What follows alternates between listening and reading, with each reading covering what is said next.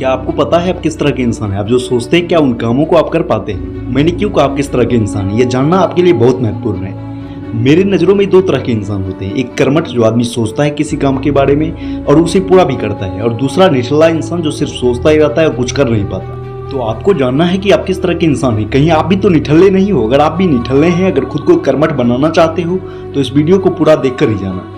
तो आइए जानते हैं कर्मठ व्यक्ति किस तरह से सोचते हैं, किस तरीके से अपनी जिंदगी जीते हैं, और निठल्ले व्यक्ति किस तरह से अपनी जिंदगी व्यतीत करते हैं। मिस्टर निठल्ले एक आलसी व्यक्ति होते हैं। वे काम को टालते रहते हैं जब तक कि वे साबित न कर दे कि वह काम उन्हें क्यों नहीं करना चाहिए, या वह काम वे क्यों नहीं कर सकते, या जब तक काम का वक्त ही न निकल जाए। मिस्टर कर्मठ और मिस्टर निठल्ले के बीच का अंतर अनगिनत चीजों में दिखता है। मिस्टर कर्मठ छुट्टियां मनाने की योजना बनाते हैं, वे छुट्टियां मनाकर आ जाते हैं। मिस्टर निठल्ले छुट्टियां मनाने की सोचते हैं, परंतु वे उसे अगले साल तक के लिए टाल देते हैं।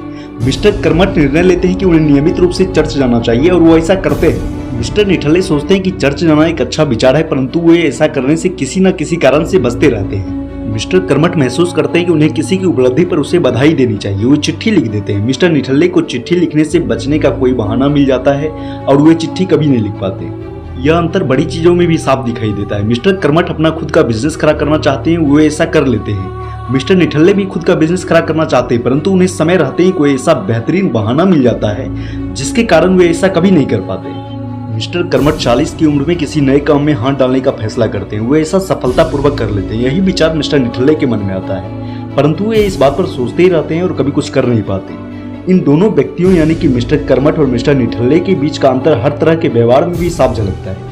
मिस्टर कर्मठ जो काम करना चाहते हैं वो इसे करके दिखा देते हैं, और इसके फलस्वरूप उन्हें आत्मविश्वास, अंदरूनी सुरक्षा की भावना, आत्मनिर्भरता और ज्यादा आमदनी इत्यादि चीजें मिलती हैं। मिस्टर निठल्ले कभी भी अपना मनचाहा काम नहीं कर पाते, क्योंकि वे काम करना शुरू ही नहीं करते। इसके फलस्वरूप उनका आत्मविश्वास कम होता जाता है, उनकी आत्मनिर्भरता समाप्त हो जाती है, और वे औसत दर्जे की जिंदगी जीने के लिए विवश रहते हैं। मिस्टर कर्मठ कुछ करते हैं, मिस्टर निठल्ले करना तो चाहते हैं पर कभी कुछ शुरू नहीं कर पाते।